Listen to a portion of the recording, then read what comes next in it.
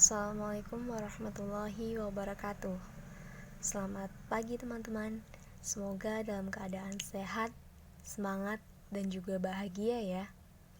Sebelumnya kami ucapkan terima kasih kepada Ibu Umi Halwati selaku dosen mata kuliah Metodologi Studi Islam yang telah memberikan kesempatan kepada kami untuk mempresentasikan hasil dari diskusi kami mengenai Islamic Worldview, trilogi Tuhan, manusia, dan juga alam. Islamic Worldview berasal dari bahasa Inggris Islamic yang artinya Islam, Worldview artinya pandangan hidup dunia. Dalam hal ini bisa dikategorikan menjadi ideologi hidup. Dari dua kata tersebut bisa kita simpulkan bahwa Islamic Worldview merupakan cara pandang seorang muslim yang mampu menanggapi dan menjelaskan segala sesuatu yang ada di dunia ini. Nah, setelah kita mengetahui arti dari Islamic Worldview, maka kita juga harus tahu bagaimana awal mula dari kalimat Islamic Worldview. Jadi teman-teman, Islamic Worldview itu berawal dari turunnya wahyu Allah Subhanahu wa taala kepada Nabi Muhammad SAW melalui malaikat Jibril berupa ayat suci Al-Qur'an.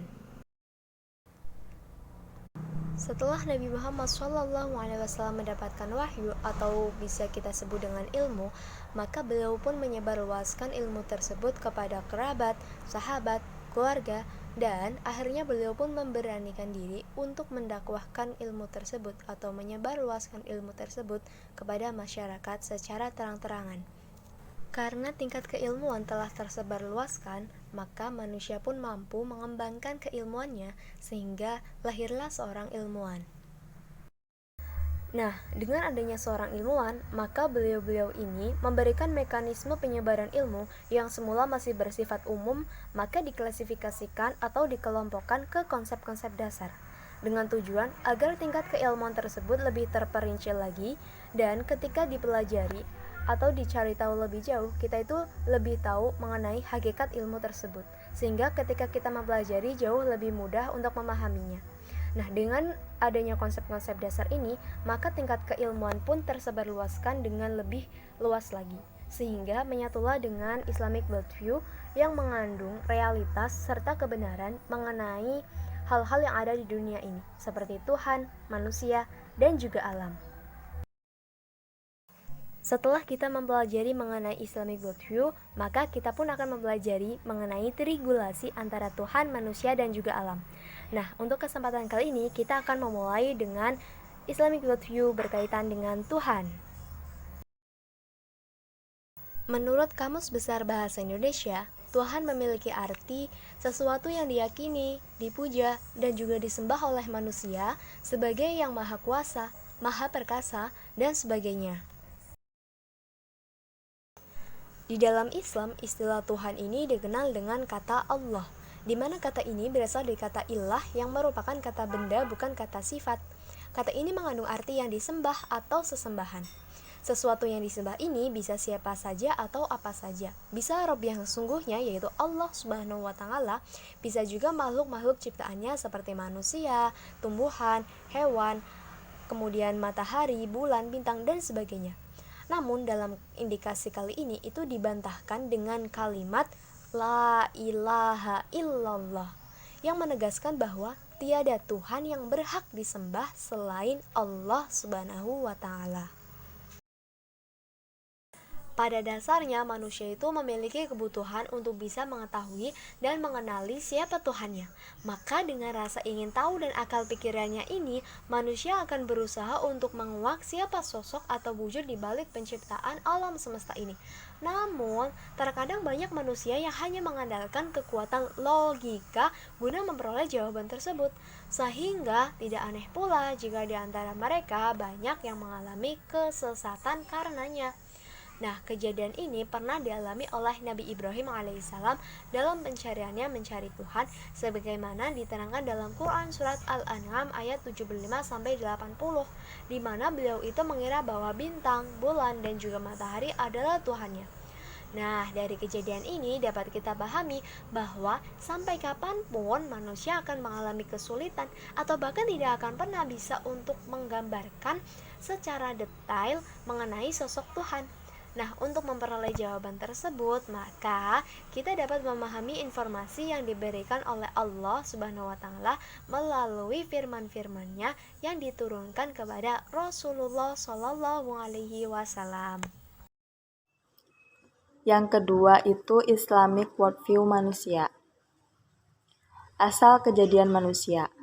Pada abad ke-19, dunia ilmu pengetahuan diguncangkan oleh teori evolusi yang mengemukakan bahwa jenis manusia ada di muka bumi melalui proses yang panjang, dengan pencetus Charles Robert Darwin pada tahun 1809 sampai dengan 1859.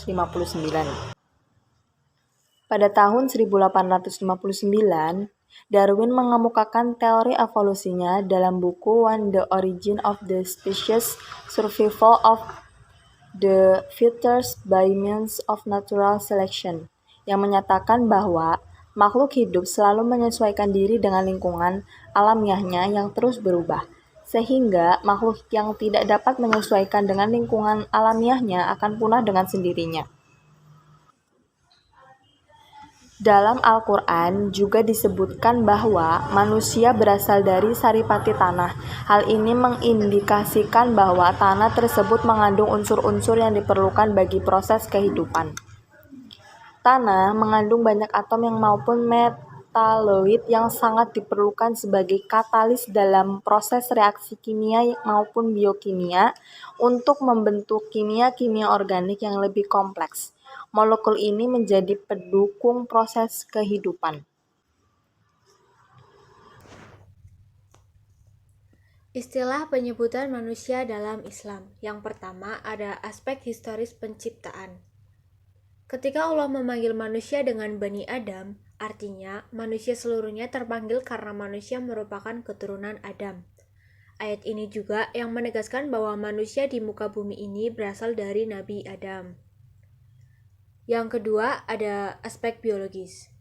Ayat di atas menjelaskan bahwa orang ini, yaitu Nabi Muhammad SAW, adalah manusia seperti umumnya manusia lain. Nabi Muhammad SAW disamakan dengan manusia lain dengan menggunakan kata basyar, yang fokusnya pada aspek fisik manusia. Aspek fisik manusia antara lain membutuhkan makanan dan minuman. Untuk itu, secara kebutuhan dan komposisi fisik, Nabi Muhammad SAW tidak berbeda dengan manusia lainnya. Yang ketiga, ada aspek kecerdasan. Ketika Allah Subhanahu wa taala menggunakan term insan untuk menyebut manusia, berarti penekanannya pada aspek kecerdasan, akal dan rohaniah manusia. Allah Subhanahu wa taala lebih sering menggunakan kata insan dibanding kata basyar. Mengapa? Karena hakikat manusia itu sebenarnya pada rohaniahnya. Allah Subhanahu wa taala tidak melihat manusia dari segi fisik dan bentuk rupanya, tetapi Allah Subhanahu wa taala melihat manusia dari segi hati dan perbuatannya atau rohaniah.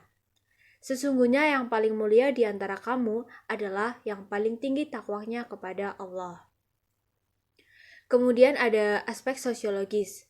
Kata Anas merupakan bentuk jamak dari kata insan. Ketika Allah Subhanahu wa taala menyebut manusia dengan kata Anas, tetap lebih mengacu pada aspek rohaniah, tetapi secara kelompok atau makhluk sosial, Allah Subhanahu wa taala memanggil manusia dengan sebutan Anas sebanyak 179 kali, yang berarti keberadaan manusia sebagai makhluk sosial menempati posisi yang besar.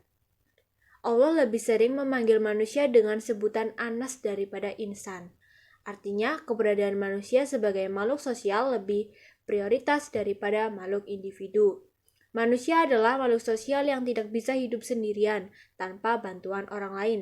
Sekaya apapun manusia dan sekuat apapun ia, tetap membutuhkan orang lain. Justru, semakin kaya seseorang, semakin banyak membutuhkan orang lain. Kemudian ada aspek sifat atau wujud. Dari aspek sifat atau wujudnya manusia disebut al-ins.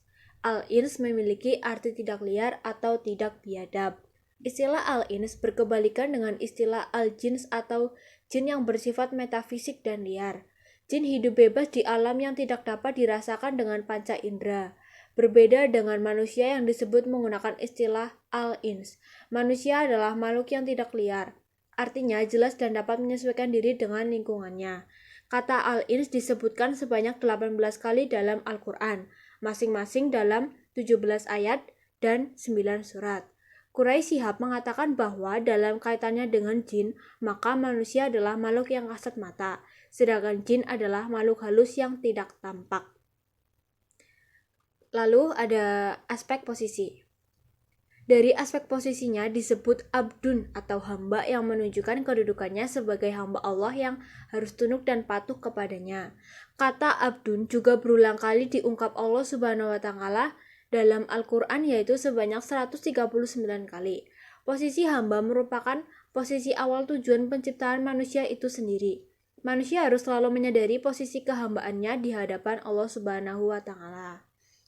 Lalu kemudian kita lanjut dengan potensi dan keistimewaan manusia. Yang pertama itu ada potensi jasad. Manusia yang diciptakan dari tanah berpotensi membentuk wujud manusia. Jasmania manusia akan tumbuh sejak manusia berada dalam rahim ibunya. Allah menyempurnakan penciptaan jasmania manusia dengan dilengkapi telinga, mata, kaki, tangan, dan anggota tubuh lainnya termasuk organ dalam manusia seperti hati, limpa, jantung, dan sebagainya. Jasad sesuai dengan asal-usulnya, maka ia tunduk sepenuhnya dengan hukum-hukum Allah yang berkenaan dengan materi yang disebut dengan sunnatullah. Seperti kulit manusia akan keriput jika sudah tua, mata akan mulai kabur, gigi akan tanggal, dan lain sebagainya. Potensi jasadia manusia bersifat fana atau musnah. Jasad manusia lama-kelamaan secara alami akan hancur kembali menjadi tanah ketika nyawa sudah terlepas dari jasad. Jasad manusia akan kembali kepada asal penciptaannya yaitu dari tanah. Lalu yang kedua ada potensi rohaniah, meliputi roh, akal, kolbu, dan jiwa. Tugas manusia sebagai hamba dan khalifah Allah. Tugas manusia sebagai hamba dan khalifah Allah. Manusia adalah makhluk yang dipandang cakap dan mampu sebagai khalifah di muka bumi jika mampu menggunakan semua potensi yang diberikan Allah kepadanya. Namun, tidak sedikit dari manusia yang melalaikan tugas dan misi penciptaannya baik sebagai hamba apalagi sebagai khalifah Allah. Seorang hamba yang baik, ia mampu menjalin hubungan baik secara vertikal dan secara horizontal. Penyembahan yang sempurna dari seorang manusia menjadikan dirinya perpanjangan kekuasaan Allah di muka bumi ini dalam mengelola alam semesta. Yang ketiga ada Islamic Wonderview Alam. Menurut Al-Jurjarni Terma, alam secara bahasa berarti segala hal yang menjadi tanda sehingga mudah dikenali. Secara filosofis, alam adalah kumpulan substansi yang tersusun dari materi dan bentuk di langit dan di bumi. Dalam hal ini, merupakan alam semesta atau jagat raya. Dalam Quran Surat Al-Ahqaf ayat 3, setelah langit dan bumi tercipta, Allah menciptakan isi jagat raya ini. Salah satu dari ciptaan Allah yang disempurnakan perwujudannya adalah bumi. Selanjutnya, diciptakan pada makhluk-makhluk lain yang akan mengisi bumi dan langit atau ruang di atas bumi. Semua makhluk Allah ini diciptakan saling berkesinambungan tanpa henti. Maksudnya, ketika Allah selesai dalam suatu penciptaan, maka kemudian Dia melanjutkan dengan ciptaan lainnya. Dari sinilah dua hal dari aktivitas penciptaan, yaitu berkelanjutan penciptaan dan kronologinya. Kronologi penciptaan diawali dengan terwujudnya langit dalam dua masa dan bumi dalam dua masa. Allah meninggikan bangunan atau langit yang telah diciptakan dan melengkapinya dengan beragam benda-benda angkasa seperti planet, bintang, dan lainnya. Allah menetapkan ketentuan-ketentuan yang mengatur benda-benda angkasa itu sehingga tetap di tempatnya dan tidak berjatuhan walau semuanya bergerak pada poros dan garis edarnya. Allah menciptakan malam yang gelap gulita, siang yang terang benderang, pergantian keduanya secara berkelanjutan, pergantian musim dan lainnya sebagai akibat dari peredaran benda-benda angkasa tersebut. Alam semesta adalah media pendidikan sekaligus sebagai sarana yang digunakan oleh manusia untuk melangsungkan proses pendidikan. Di dalam alam semesta ini, manusia tidak dapat hidup dan mandiri dengan sesungguhnya, karena antara manusia dengan alam semesta saling membutuhkan dan saling melengkapi antara satu dengan yang lainnya. Di mana alam semesta ini butuh manusia untuk merawat dan memeliharanya, sedangkan manusia butuh alam semesta sebagai sarana berinteraksi dengan manusia lainnya. Kesimpulan, hubungan antara Tuhan, manusia, dan alam sangatlah erat. Menjaga keselarasan hubungan antara manusia dengan alam adalah kewajiban. Maka, menjaga keharmonisan hubungan dengan alam sama halnya menjaga keharmonisan dengan Tuhan sebagai Sang Pencipta. Dengan keselarasan hubungan manusia dengan Tuhan dan alam, maka kita akan mendapatkan kebahagiaan dan keselamatan di dunia dan di akhirat. Nah, teman-teman, itu tadi mengenai triangulasi Tuhan, manusia, dan alam. Dari kami yang beranggotakan Isnani Rahmawati, Triwidya Astuti, Nur Fatanatus Salamah. Sekian dari kami, kurang lebihnya mohon maaf. Wassalamualaikum warahmatullahi wabarakatuh.